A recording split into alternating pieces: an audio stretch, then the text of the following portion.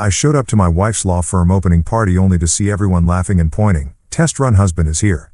Then my wife handed me an envelope. The first job of my firm is our divorce, sign and leave. So I walked away. Quietly canceled every payment, party, trip and pulled out my $20 million investment to her firm.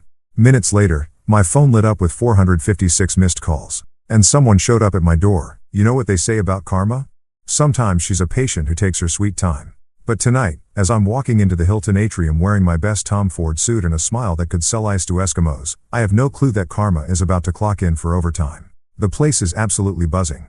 Crystal chandeliers casting rainbow prisms across marble floors that probably cost more than most people's cars. I can smell success in the air mixed with overpriced champagne. And that particular brand of arrogance that only comes from lawyers who think they've made it big. The irony? Every damn penny of this extravaganza came from my bank account. I'm Marcus Hale, 42 years old, and I've got that self-made swagger that comes from turning a small tech startup into a multi-million-dollar empire while everyone else was still figuring out how to use email without accidentally hitting reply all. Tonight's supposed to be the grand opening of Hale & Winters LLP, my wife's dream law firm that I've been bankrolling like some kind of legal sugar daddy.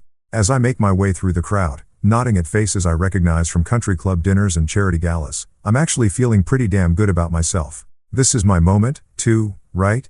I mean, without Marcus Hale's deep pockets, there wouldn't be any Hale & Winter LLP. There wouldn't be this fancy party with its ice sculptures and champagne fountains that look like they belong in a Vegas hotel lobby. But then I hear it.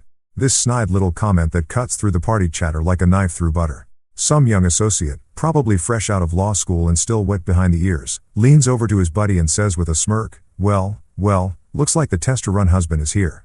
Test-to-run husband. The words hit me like a slap across the face. But I keep walking, keep smiling, because that's what you do when you're Marcus Hale. You don't let some nobody in a cheap suit see you sweat. But inside, something cold and sharp is starting to twist in my gut. I scan the room looking for Clara. And there she is, my wife of 8 years, standing at the podium like she owns the world. And damn it, she looks absolutely stunning. Her dark hair is pulled back in this perfect chignon that probably took her stylist 2 hours to achieve. And she's wearing that diamond necklace I bought her for our anniversary last year. The one that cost more than most people make in a decade. She's glowing under those chandelier lights, fielding congratulations and air kisses from everyone who matters in the New York legal scene. Judge Robert Winters, her father and one of the most powerful men in the city's judicial system, is beaming with pride from his front row seat. Victor Cross, her business partner and the guy I've been writing checks to for the past 2 years, is standing just off to the side looking smug as hell in his custom-tailored Armani. Clara catches my eye and smiles. But something's off. It's not the warm, genuine smile I fell in love with all those years ago. This one's different, calculated, like she's already rehearsed what comes next. She taps her champagne glass with a silver spoon, and the room falls silent. Every face turns toward the podium. Every conversation stops mid-sentence. You could hear a pin drop in this place, which is saying something considering we're in the middle of Manhattan. Ladies and gentlemen, Clara begins, her voice carrying that smooth, confident tone she uses in court. Thank you all for being here tonight to celebrate the launch of Hale & Winters LLP. This firm represents everything I've worked for, everything I've dreamed of since I was a little girl sitting in my father's courtroom. The crowd murmurs appreciatively. Someone shouts, "Here, here," and raises their glass. But then Clara does something that makes my blood run cold. She reaches into her clutch, the same Chanel bag I bought her for Christmas, and pulls out a manila envelope. Plain, unremarkable, the kind of envelope that could contain anything from tax documents to grocery coupons. However, she continues, and I swear the temperature in the room drops about 10 degrees before we officially open our doors to serve justice in this city. I have one piece of business to attend to. She walks down from the podium, her heels clicking against the marble floor like a countdown timer. Every step brings her closer to where I'm standing, and every step makes the cold feeling in my stomach spread a little further. The crowd parts like the Red Sea. As she approaches, I can feel hundreds of eyes on me. Can hear the whispers starting to buzz around the room like angry wasps. Someone's phone camera flashes, then another. Clara stops right in front of me, close enough that I can smell her perfume, the same Chanel No. 5 she's worn since our second date. She's still smiling, but now I can see what that smile really is. It's not love or gratitude or even basic human decency. It's pity mixed with something that looks disturbingly like satisfaction. "Marcus," she says loud enough for the whole room to hear. "You've been so generous, so supportive, and I want everyone here to know that the first case Hale & Winters LLP will be handling is very close to my heart." She hands me the envelope like she's presenting me with an award at some twisted ceremony. The paper feels heavy in my hands, weighted with possibilities I don't want to consider. "The first case for my law firm," she announces, turning back to address the crowd with that same practiced smile as my divorce. Marcus, I need you to sign these papers and leave tonight. The words hang in the air like smoke from a gun barrel. For a moment, everything is perfectly silent. Then the applause starts, scattered at first, then growing louder. Some people are gasping, covering their mouths with their hands like they're watching a car crash in slow motion. Others are filming with their phones, probably already uploading to social media with hashtags like #LawyerLife and #PowerMove. I stand there holding that envelope, feeling like the biggest fool who ever walked the earth. This is my money funding this party. These are my connections filling this room. I'm the one who made this entire night possible, and now I'm being dismissed like some kind of hired help who's overstayed his welcome. The humiliation should be crushing. The betrayal should bring me to my knees. 8 years of marriage, 2 years of supporting her dream firm, $20 million of my own money. All of it reduced to a manila envelope, and a public execution in front of everyone who matters in New York's legal community. But you know what? I don't shout.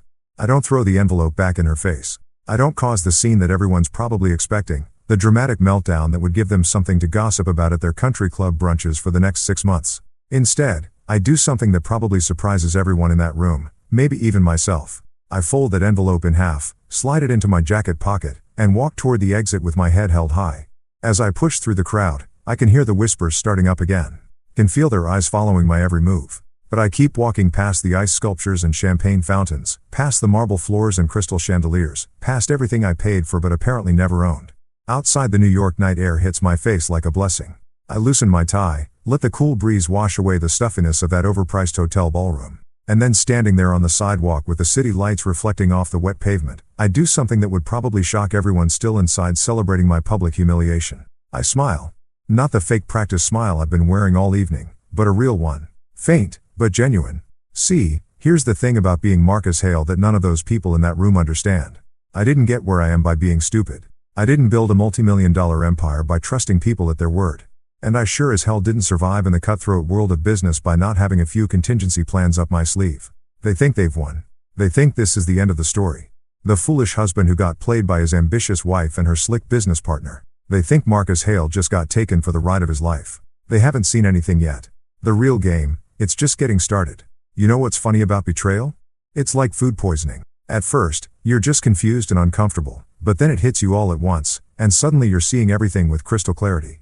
By the time I get back to my apartment on the Upper East Side, that clarity is burning through me like acid.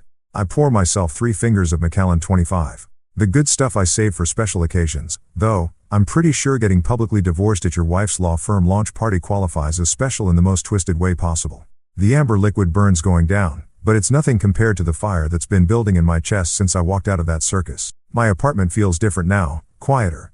All those little touches that scream successful married couple. The matching throw pillows Clara insisted on, the wedding photos in their expensive frames. The abstract art she picked out because it was investment pieces. Now they just look like props from a play I didn't know I was starring in. But I'm not here for a pity party. I've got work to do.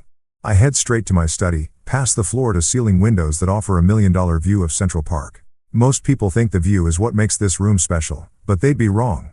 The real magic is behind the custom-built bookshelf where a hidden panel slides away to reveal my private safe. This isn't some dinky hotel room safe where you stash your passport and a few $100. This is a proper vault. Fireproof, waterproof, and big enough to hold everything that really matters. I punch in the code and the heavy door swings open with a satisfying click. Inside, organized with the kind of obsessive precision that would make a Swiss banker weep with joy, are my primary assets, not stocks or bonds or crypto wallets. Those are for amateurs. No, these are the documents that separate the players from the played, the hunters from the hunted. I pull out the first binder, thick as a phone book and labeled in my own handwriting. Hale and Winters LLP Financial Structure. Every page tells a story. And boy, is it a doozy. Here's what Clara and her smug partner Victor didn't understand about Marcus Hale. I don't just throw money at things and hope for the best. When I invest, I document everything. When I write a check, I create a paper trail that could be followed by a blind accountant with dyslexia. The first section shows the initial seed money. $5 million transferred from my personal account to establish the firm's operating capital. Clara thought it was a gift, a loving husband supporting his wife's dreams. In reality, it was a loan with very specific terms that she never bothered to read because she was too busy picking out office furniture and planning launch parties. Next up, the office lease. That gorgeous corner suite on Madison Avenue with a mahogany conference table and the view of the Chrysler Building. The one that costs $40 grand a month. Yeah, that's in my name. The lease agreement sits right here in black and white along with the security deposit receipt for $200,000. I flipped through more pages. Each one a little insurance policy I never thought I'd need to cash in. Interior design costs another $250,000 for Clara's vision of sophisticated legal elegance. The custom law library with its first edition legal texts and hand-carved shelving, 6 figures. The state-of-the-art computer system and case management software, another H100 red grand. But the raw kicker is the recruitment expenses. Clara and Victor went on a hiring spree like they were building the legal equivalent of the Yankees. They poached senior associates from white shoe firms, offering signing bonuses and inflated salaries that would make Wall Street executives jealous. Every single one of those offers was backed by my money. And every single contract includes a clause that ties their employment to the firm's financial stability. As I'm going through these documents, something starts bubbling up from deep in my chest. At first, I think it might be another wave of humiliation, but then I realize what it actually is. Laughter. Dark, bitter laughter that tastes like revenge served at room temperature. Because here's the thing that's becoming crystal clear as I review my meticulous record keeping. I haven't been Clara's husband for the past 2 years. I've been her bank, a walking talking ATM with a wedding ring and a joint checking account. Every dinner party where she introduced me as my husband, the tech entrepreneur, she was really saying my financier who doesn't understand law. Every time she asked my opinion on hiring decisions or office locations, she was just being polite while spending my money. Every passionate speech about building something meaningful and lasting, she was talking about building it on my dime while planning to cut me out of the picture. I pull out my laptop and start cross-referencing the documents with my bank statements. The pattern is so obvious now that I can't believe I missed it. Every major expense for the firm coincided with Clara working late nights, taking client dinners that always seemed to include Victor, and coming home with that glow that I stupidly thought was professional satisfaction. $20 million. That's what the grand total comes to when you add up every check, every wire transfer, every credit card payment I've made to support Hale & Winters LLP. $20 million to fund my wife's affair and finance my own public humiliation. But here's where Clara and Victor made their fatal mistake. They assumed I was just another rich guy who got successful by luck and stayed successful by throwing money at problems. They thought I was the kind of Mark who signs papers without reading them and trusts people because it's easier than being suspicious. They clearly never did their homework on how Marcus Hale actually operates. Every single one of these transactions was structured as a business investment, not a marital gift. Every contract includes performance clauses, accountability measures, and most importantly, exit strategies. Clara never read the fine print because she was too busy planning her grand debut as New York's hottest new legal power couple. I close the binder and reach for the next one: corporate structure and silent partner agreements. This is where things get really interesting. See, when you're putting $20 million into a startup law firm, even one run by your loving wife, you don't just write checks and hope for the best, you create legal structures that protect your investment. You establish yourself as a silent partner with very specific rights and responsibilities. Rights like the ability to freeze corporate accounts if fiscal responsibility is questioned. Rights like mandatory disclosure of all major expenditures. Rights like unilateral withdrawal of invested capital under breach of fiduciary duty clauses. The beauty of it all is that Clara signed every single one of these agreements herself. She was so eager to get her hands on my money that she barely glanced at the corporate documents. She probably assumed they were just legal boilerplate. The kind of paperwork you sign when your husband is being overly cautious about protecting his assets. I lean back in my chair and take another sip of that Macallan, savoring both the whiskey and the irony. At this very moment, Clara and Victor are probably still at the Hilton, basking in the afterglow of their power move, accepting congratulations from all those legal eagles who witnessed my public takedown. They think they've won. They think Marcus Hale just got played by the 2 smartest people in the room. They're probably already planning how to spend my $20 million, maybe even joking about how easy it was to separate a fool from his money. What they don't realize is that Marcus Hale doesn't get played.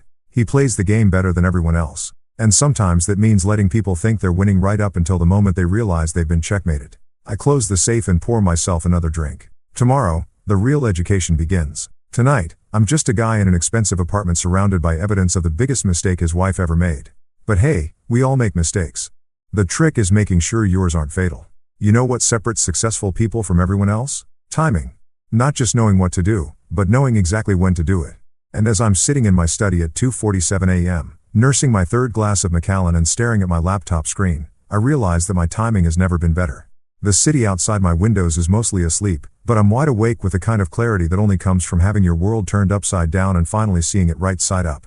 Clara and Victor are probably passed out in some 5-star hotel suite right now, drunk on champagne and their own perceived brilliance. They think they've pulled off the heist of the century, stealing $20 million and a law firm from Marcus Hale while making him look like a fool in front of half of New York's legal establishment. What they don't know is that Marcus Hale doesn't sleep when there's work to be done.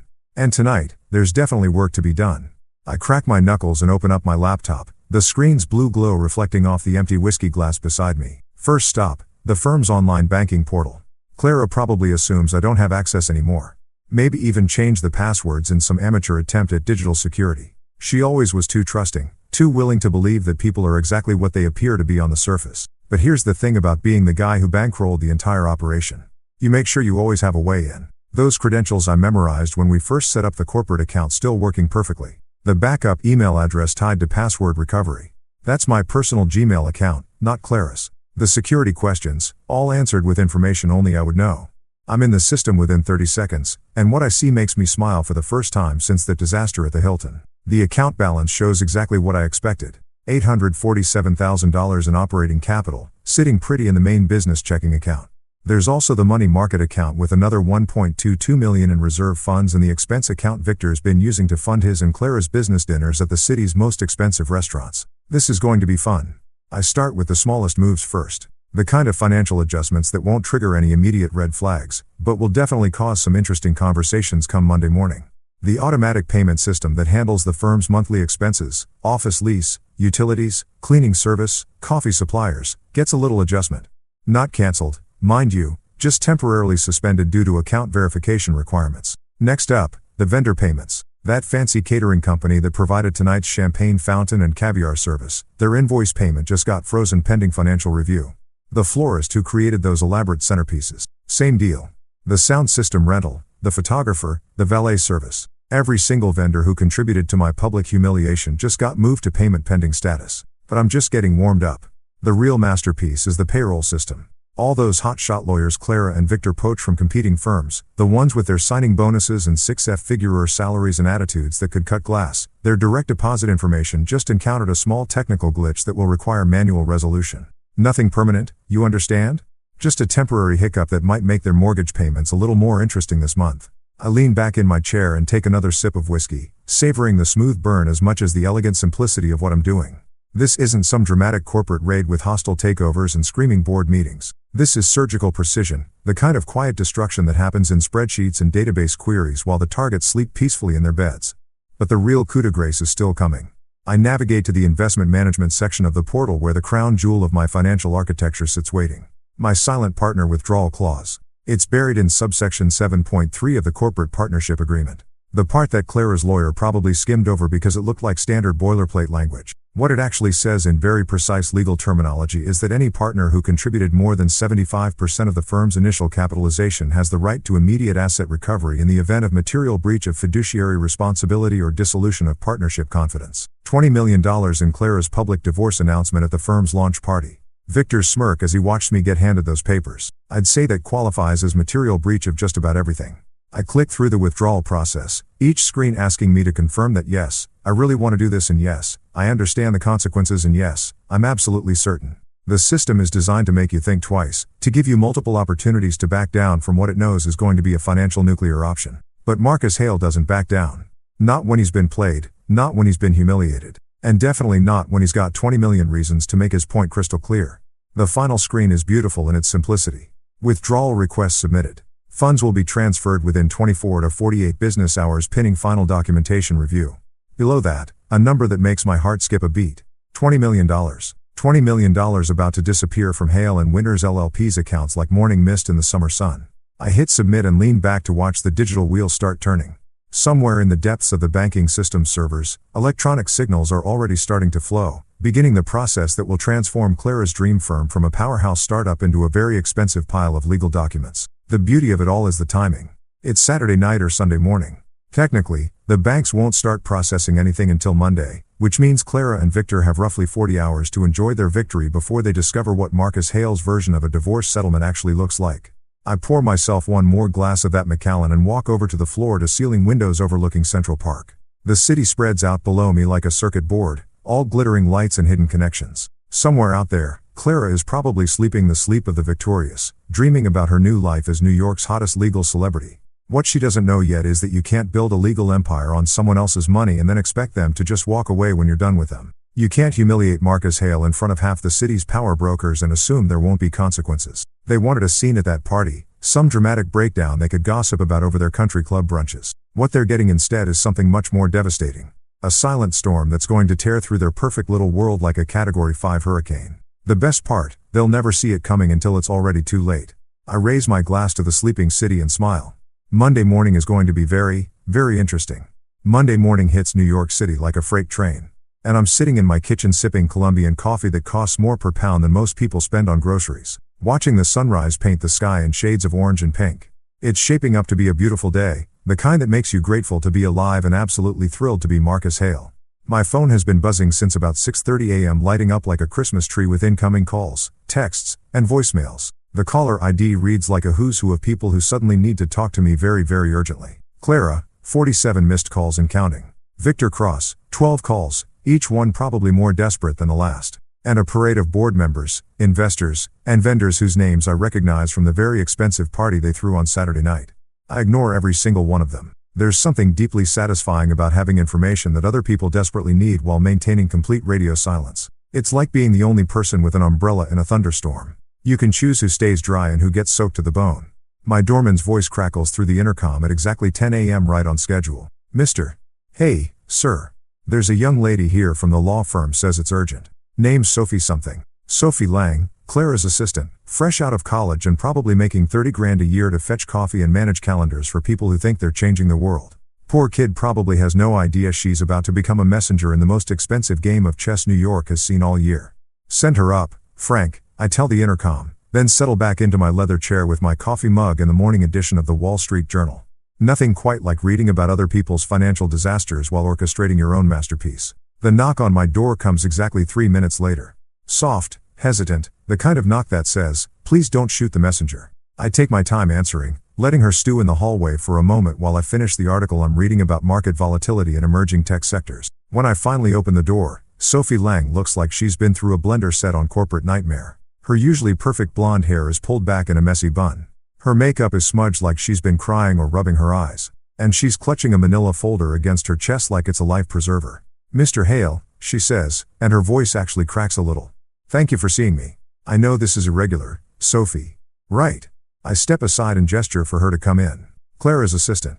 Coffee. You look like you could use it. She shakes her head quickly, too wound up to sit still. I can't stay long. The firm is there's a situation, a big situation. I pour myself a fresh cup and lean against the kitchen counter, watching her with the kind of mild interest you'd show to a particularly entertaining street performer. Oh, what kind of situation? Everything's collapsing. The words tumble out of her like water through a broken dam. The payroll system crashed this morning. Nobody got paid. The vendors are calling nonstop saying their payments were rejected. The catering company is threatening to sue over the party expenses. Even the coffee service got cut off. Do you know how lawyers function without coffee, Mr. Hale? I take a slow sip from my mug and make a thoughtful noise. Sounds complicated. The investors are furious, she continues, pacing back and forth in my entryway like a caged animal. Judge Winters has been calling every hour demanding explanations. Victor locked himself in his office and won't come out. And Clara, she stops pacing and looks at me with eyes that are definitely on the verge of tears. Clara says, it's all just a computer glitch. Some kind of banking error that will be resolved by end of business today. And what do you think, Sophie? She bites her lower lip, clearly wrestling with whether to speak her mind to the man who just got publicly divorced by her boss. I think she says carefully that computer glitches don't usually involve $20 million disappearing from corporate accounts. Smart girl, smarter than her boss. Anyway, I'm not a financial expert, I tell her, setting down my coffee mug and walking over to my desk. But that does sound like more than a glitch. I pull open the top drawer and retrieve a cream-colored envelope. The kind of expensive stationery that screams serious business without having to say a word. Inside are 3 sheets of legal paper covered in my lawyer's precise handwriting. Terms and conditions that Clara is going to absolutely hate, but will have no choice but to consider. I need you to deliver this to Clara. I say, handing Sophie the envelope directly to her. Don't give it to Victor. Don't leave it with the receptionist. Don't put it in her inbox. Hand it to Clara personally and tell her she has exactly 24 hours to respond. Sophie takes the envelope like it might explode in her hands. What's in it? A way out of this mess, I say simply. The only way out, actually. Her eyes search my face, probably looking for some hint of mercy or compassion or basic human decency. What she finds instead is the cold, calculating stare of a man who's done playing games. Mr. Hale, she says quietly, is this about the divorce? Because if it is, maybe we could. Sophie, I interrupt her gently but firmly. This isn't about the divorce. This is about business. $20 million worth of business that your bosses seem to have forgotten belongs to someone. She nods slowly, finally understanding that she's not just delivering a message. She's carrying the terms of surrender from the winning side to the losing side. 24 hours, I repeat, not a minute more. And Sophie, Make sure Clara understands that this is the only offer she's going to get. The next conversation won't be nearly as pleasant. After she leaves, I walk back to my kitchen window and look out at the city below. Somewhere in a glass tower on Madison Avenue, Clara is probably having the worst Monday of her professional life. The phone calls, the panicked meetings, the growing realization that her dream firm is turning into a nightmare faster than she can damage control. I pour myself another cup of coffee and check my phone. 53 missed calls now, plus a text message from Victor that just says, "Call me now," in all caps. I delete the text without reading it twice and turn my phone to silent mode. The beautiful thing about being Marcus Hale is that when you hold all the cards, you get to decide when the game ends. And this game, it's just getting started. 24 hours, Clara, the clock is ticking. Friday morning arrives with all the subtlety of a demolition crew. And I'm standing in front of my bathroom mirror at 7:30 a.m. adjusting a tie that costs more than most people's rent while mentally preparing for what's about to be the most satisfying business meeting of my entire career. Today's ensemble is what I like to call corporate executioner chic. Charcoal Tom Ford suit that fits like it was sewn directly onto my body. Italian leather shoes that could probably finance a small car. And a smile that would make a shark jealous. When you're about to walk into a room full of lawyers who think they've been playing chess while you've been playing 4D chess, presentation matters. The ride to Hale and Winters LLP takes exactly 14 minutes in Manhattan traffic, which gives me just enough time to review my notes and savor the irony of walking into a building whose lease I personally guarantee. The lobby looks the same as it did when Clara first showed me the space 2 years ago. All marble and brass and aspirational grandeur designed to intimidate clients into paying premium rates. What's different is the energy. Instead of the confident buzz of legal eagles circling their prey, there's a nervous tension in the air that you could cut with a subpoena. The receptionist, a young woman whose name I've never bothered to learn, looks up at me with eyes wide enough to suggest she knows exactly why I'm here. "Mr. Hale," she stammers. They're waiting for you in the conference room." Of course, they are. When Marcus Hale schedules a 9 a.m. meeting, smart people show up early and nervous people show up earlier. The elevator ride to the 42nd floor gives me 30 seconds to appreciate the view of Manhattan spreading out below, like a game board I'm about to rearrange. When the doors open, I can hear voices through the conference room's glass walls, urgent whispers, and what sounds like someone practicing damage control talking points. I push through the mahogany doors at exactly 9:00 a.m. because punctuality is just another form of power and survey the carnage that used to be Clara's dream team. The conference room that once hosted champagne toasts and victory celebrations now looks like a war room staffed by people who've already lost the war. Elaine Porter, the senior counsel who Clara poached from a white shoe firm with promises of partnership and prestige, is sitting at the far end of the table, staring at her coffee cup like it might contain answers to questions she's afraid to ask. 2 junior associates, whose names I've never bothered to learn, are huddled together near the window, probably calculating how quickly they can update their LinkedIn profiles and start sending out resumes. The firm's accountant, a nervous little man who always looks like he's apologizing for existing, has spreadsheets spread out in front of him like tea leaves he's trying to read for signs of financial salvation. And then there's Clara sitting at the head of the table in the same chair where she used to hold court during partners' meetings, looking like she hasn't slept since our conversation 3 nights ago. Her usually perfect appearance has been replaced by the kind of frazzled desperation that comes from trying to hold together something that's determined to fall apart. But the most telling detail in the entire room is the empty chair where Victor Cross should be sitting.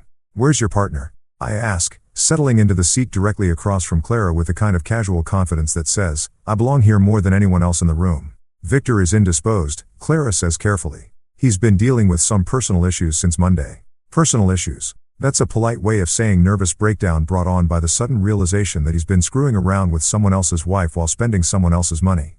Word around the legal community is that Victor hasn't left his apartment since Tuesday, surviving on Chinese takeout and what I imagine is a steady diet of panic attacks. "Well," I say, opening my briefcase and pulling out a folder thick enough to choke a horse. "I suppose we'll have to proceed without him." I spread the documents across the mahogany table like a dealer shuffling cards, each page representing another nail in the coffin of Clara's legal empire. Partnership dissolution agreements, asset recovery forms, employment termination notices, and the piece to resistance. A restructuring proposal that would make Gordon Gekko weep with appreciation.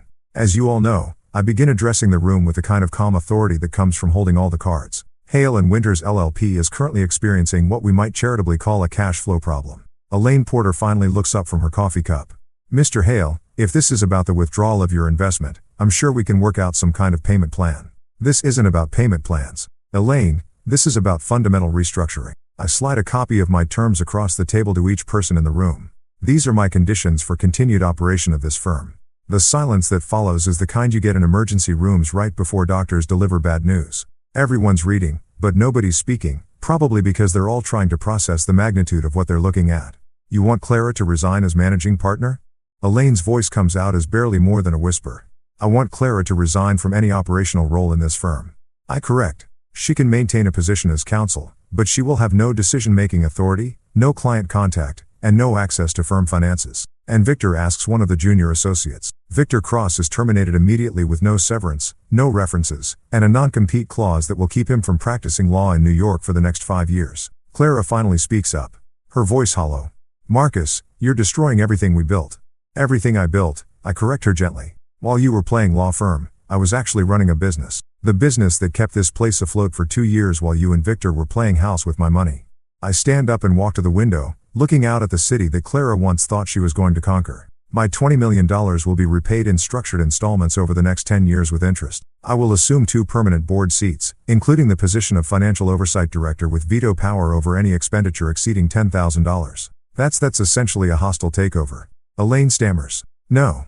I turned back to face the room, and for the first time since this whole thing started, I let them see exactly how much I've enjoyed watching their little empire crumble. A hostile takeover is when someone steals your company. This is what happens when you bite the hand that feeds you and discover it has very sharp teeth. Clara's hands are shaking as she picks up the pen I've placed in front of her. If I sign this, I'll be nothing more than an employee in my own firm.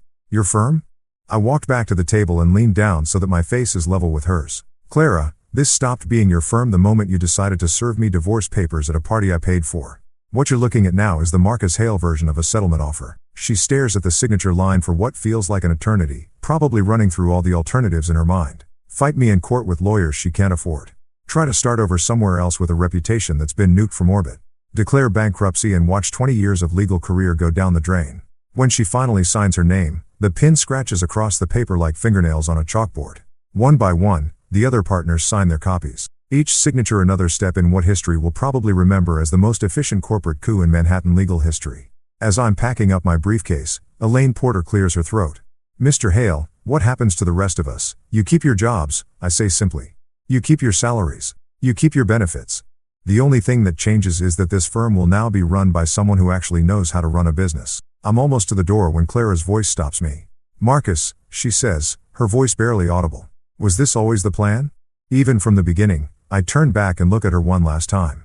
This woman I was married to for 8 years, who I trusted with my money and my heart, who I watched build her dreams on the foundation of my bank account before she decided she didn't need the foundation anymore. No, Clara, I tell her honestly, the plan was to love you and support your dreams and grow old together. But plans change when people do stupid things. I closed the door behind me with a soft click, leaving behind the wreckage of Clara's empire and the birth of something entirely new. Outside on the street, I pull out my phone and dial my accountant. Jameson, it's Marcus. Yes, it went exactly as planned. Start the paperwork for the restructuring. And Jameson, make sure the new letterhead reads, Hale Legal Partners. I think it has a nice ring to it. 2 weeks after I basically nuked my wife's legal empire from orbit, I find myself standing in front of a converted townhouse in Brooklyn that looks like it's been through more battles than a Civil War battlefield. The paint is peeling, the front steps are cracked, and there's a fire escape that probably violates about 17 building codes. But something about this place feels more real than all the marble and mahogany I've been dealing with lately. This is where the magic happens, apparently. Phoenix Legal Collective.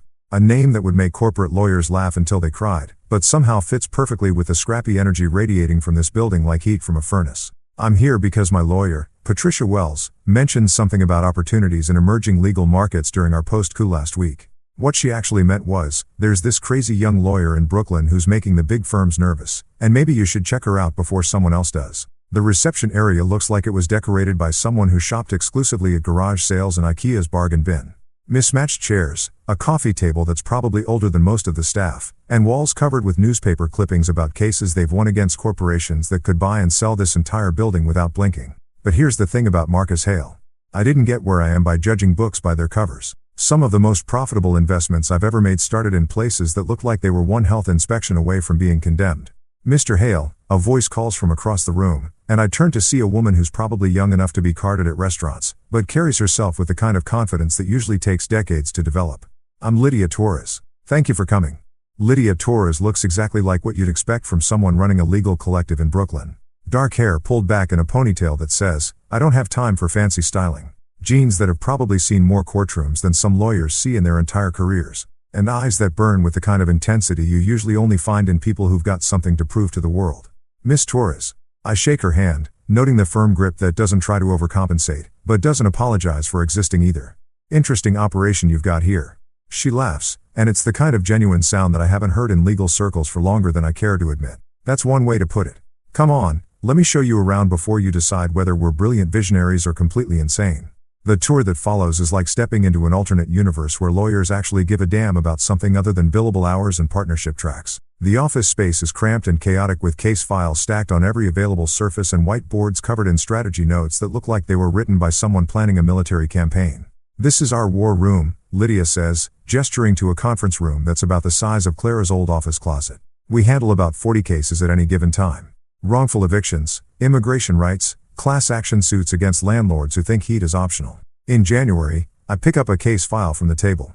Martinez versus Blackstone Property Management. A family of 5 getting evicted from their apartment because their toddler's crying supposedly violated the quiet enjoyment clause in their lease. The kind of case that big firms would settle quietly for nuisance value. Except these people are fighting it all the way to appeals court. What's your success rate?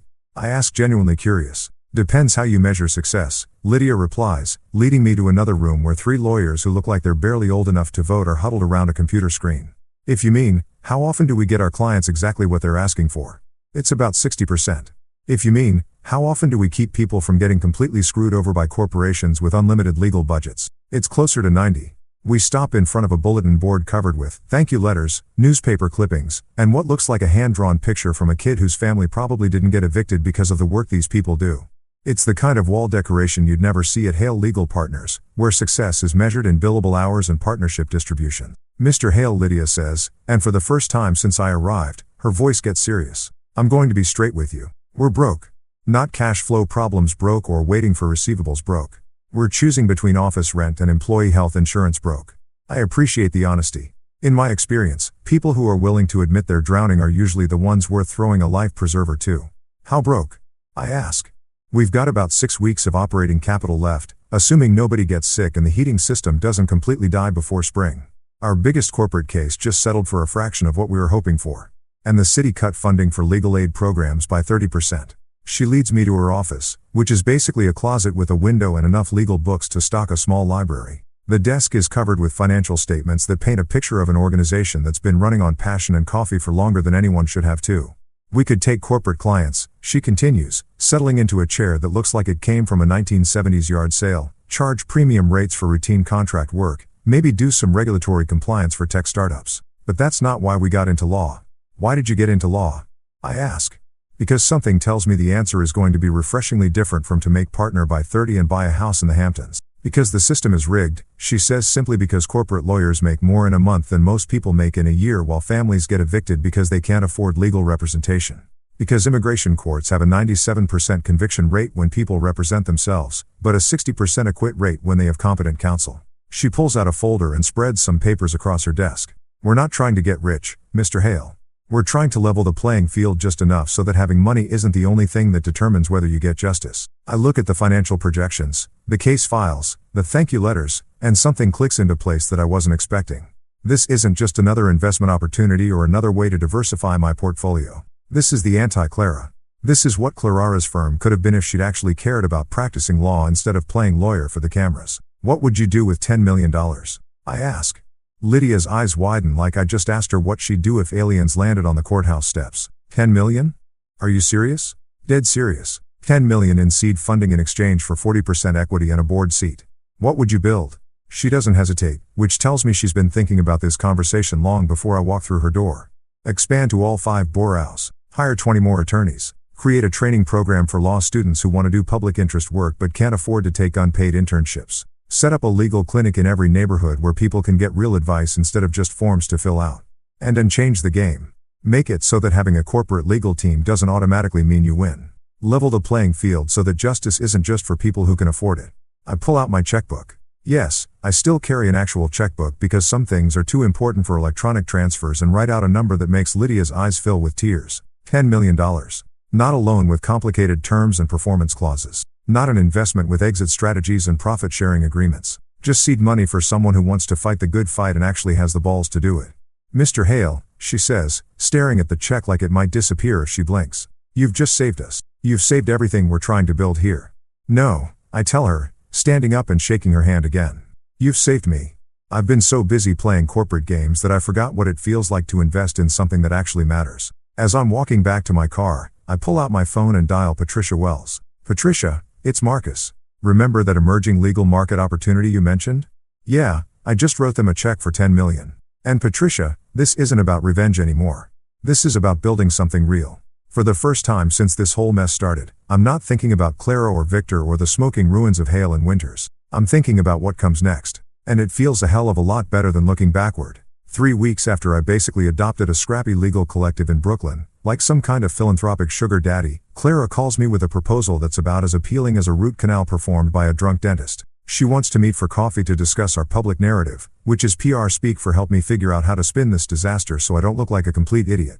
The location she picks is Cafe Orpheus, one of those aggressively neutral Upper West Side spots where divorced couples go to hash out custody agreements and failed business partners meet to divide up what's left of their dreams. It's the kind of place that serves $15 avocado toast and has enough ambient noise to cover heated conversations without making them sound like Jerry Springer episodes. I arrive exactly on time because punctuality is just another form of psychological warfare and find Clara already sitting at a corner table with her laptop open and what looks like a legal pad covered in talking points. She's wearing a navy blue business suit that screams professional competence and makeup that's probably designed to hide the fact that she hasn't been sleeping well since her empire collapsed.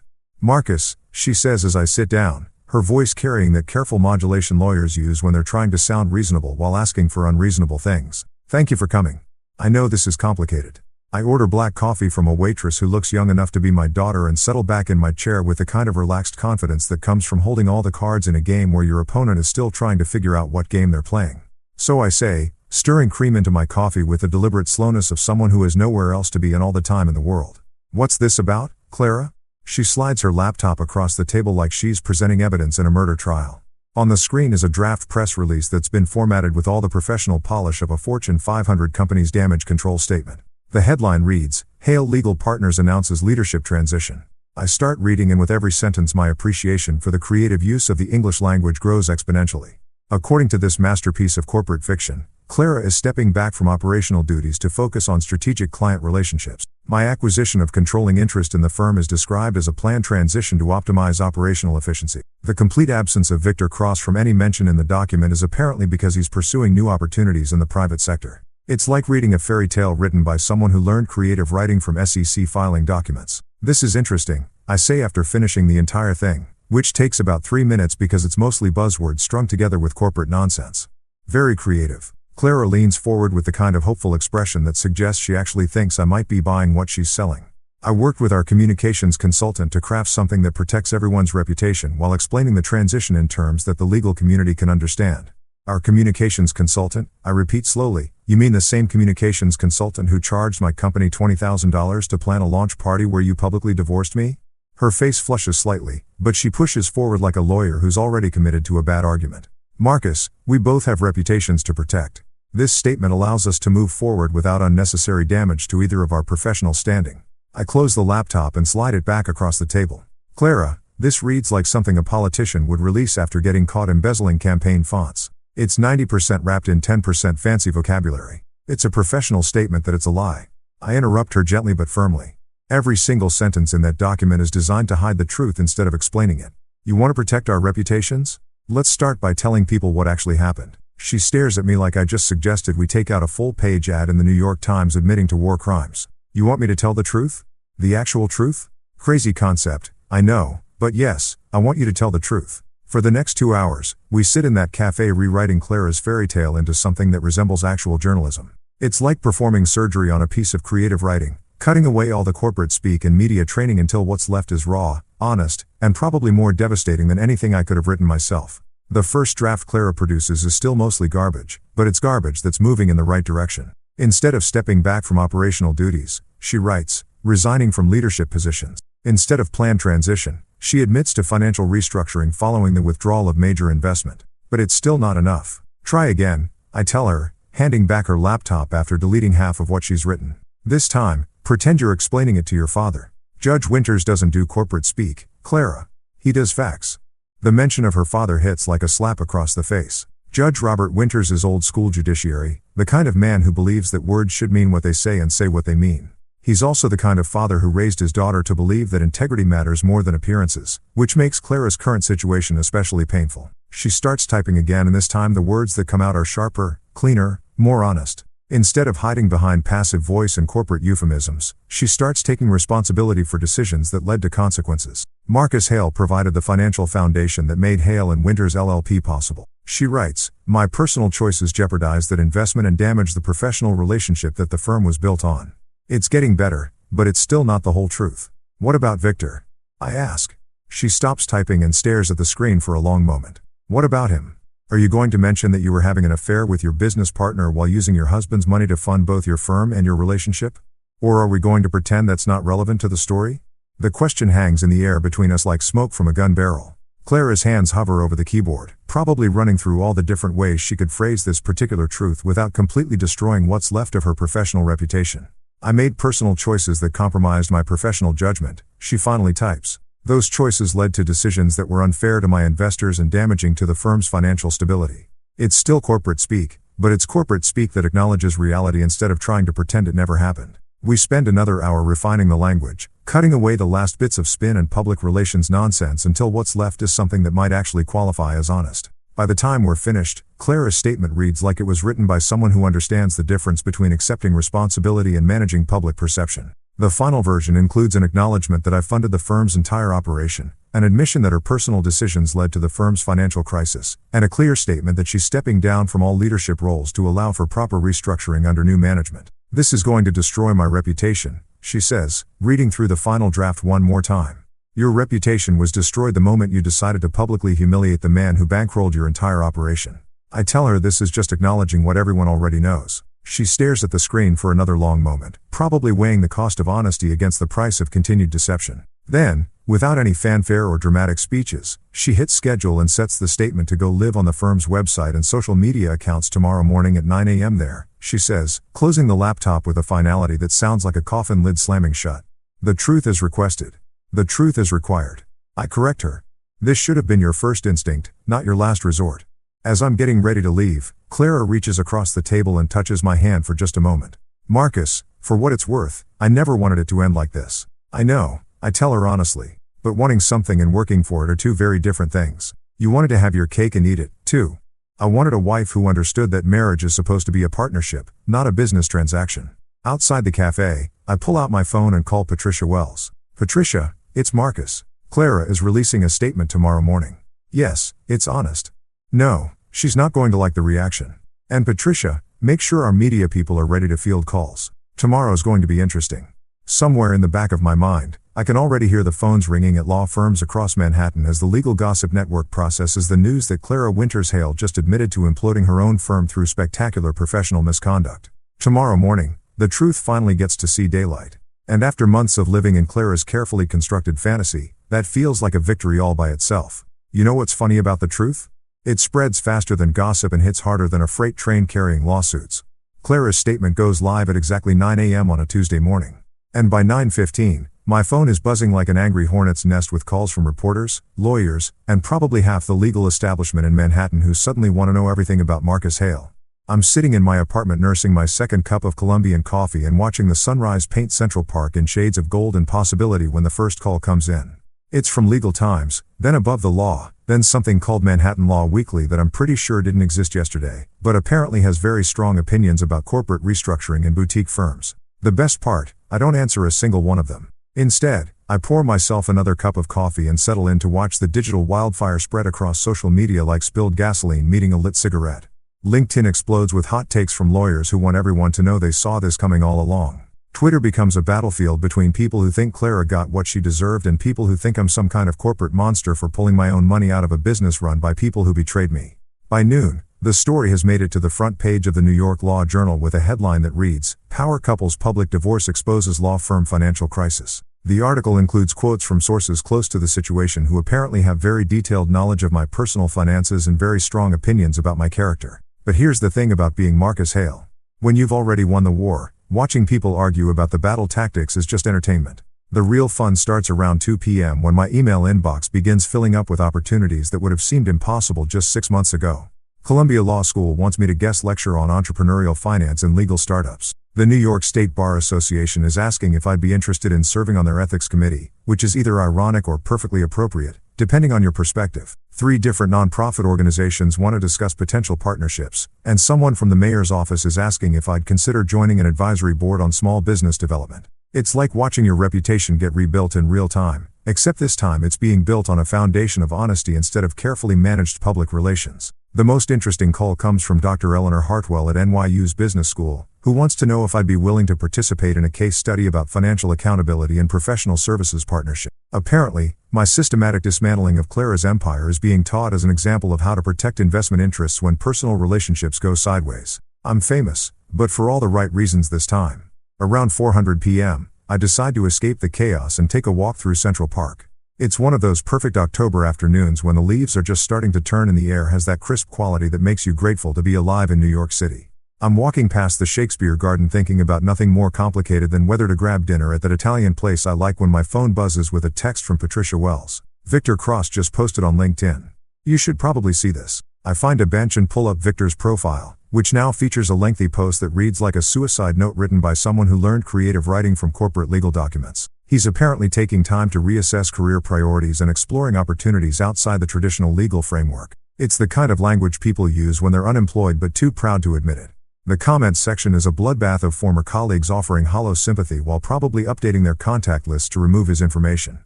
It's professional death by 1,000 cuts. And I'd almost feel sorry for him if he hadn't spent 2 years screwing my wife while spending my money.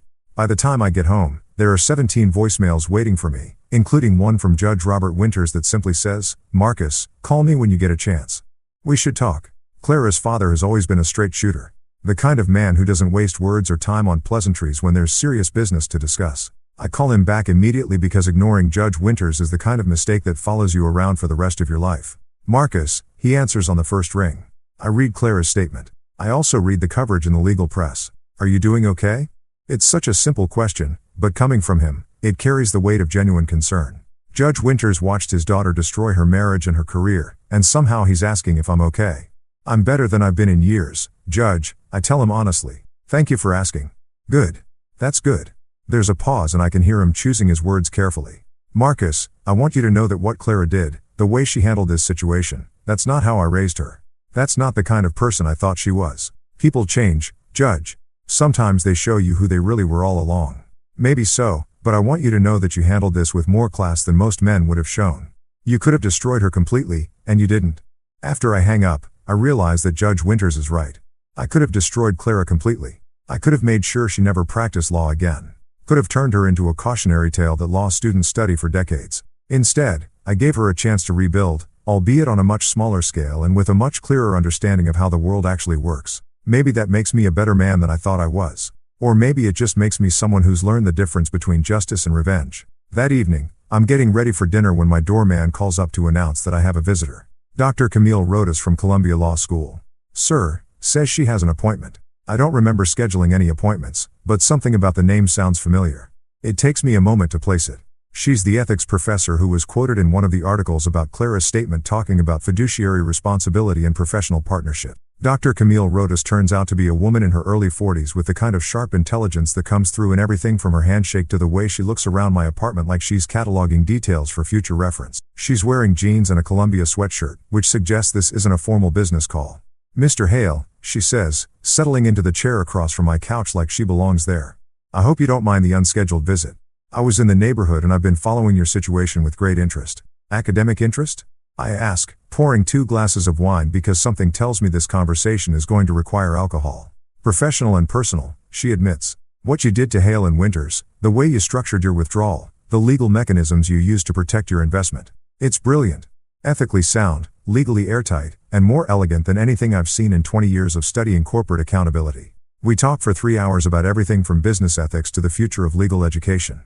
And by the time she leaves, I realize 2 things. First, that I haven't had a conversation this intellectually stimulating since before Clara and I got married.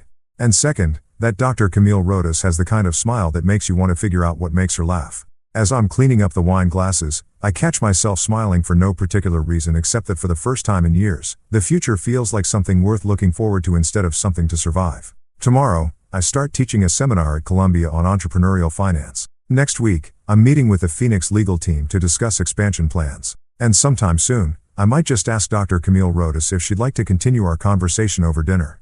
The war with Clara is over, and I won. But more importantly, I'm finally ready to start building something new. 6 months after the spectacular implosion of what used to be Clara's legal empire, I'm sitting in my new apartment on the Upper West Side, grading papers for my Columbia Law School seminar on entrepreneurial finance when the FedEx courier shows up with a package that's about to close the final chapter of the Marcus Hale revenge story. The apartment is smaller than my old place. No marble countertops or floor-to-ceiling windows overlooking Central Park, but it gets sunlight. Real honest-to-God sunlight. That streams through normal-sized windows and makes everything feel warm and alive instead of like a museum exhibit designed to impress people I never really liked. Anyway, the FedEx envelope is addressed in handwriting I recognize immediately, even though it's been months since I've seen Clara's distinctive cursive. No return address, but the Portland postmark tells me everything I need to know about how far she's fallen from the Manhattan legal scene she once thought she was going to conquer. I pour myself a cup of coffee, regular coffee, not the $20 a pound Colombian stuff I used to drink because expensive was supposed to mean better, and settle into the reading chair I bought from a furniture store in Queens instead of some boutique showroom where they charge extra for the privilege of being condescended to by interior designers. The letter inside is written on plain white paper, the kind you can buy at any drugstore, and it's only 1 page long. But sometimes 1 page is enough to say everything that needs saying. Marcus *. I moved to Portland 3 months ago.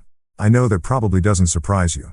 Everyone in the New York legal community knows by now that Clara Winters Hale is persona non grata east of the Hudson River. I work at a nonprofit clinic now, helping people who can't afford lawyers navigate immigration cases and housing disputes. The pay is terrible. The office is in a strip mall between a nail salon and a tax preparation service, and I've never been happier to go to work in the morning. I understand now what you tried to tell me that night in your apartment. I understand the difference between being respected and being famous, between building something real and building something that looks good in legal trade publications. I spent 8 years married to a man who supported my dreams even when I didn't deserve his support.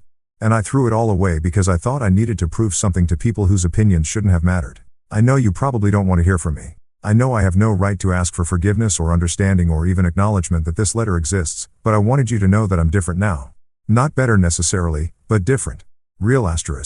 The woman who served you divorce papers at that party was playing a character she thought she was supposed to be. The woman writing this letter is just Clara trying to figure out how to live with the choices she made and the bridges she burned. I don't expect forgiveness. I just wanted you to know.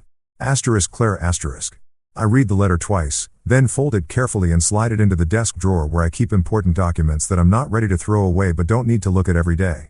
Next to tax returns and insurance policies and the deed to this apartment that nobody helped me pick out because I'm perfectly capable of choosing my own goddamn living space. There's no anger in me anymore when I think about Clara.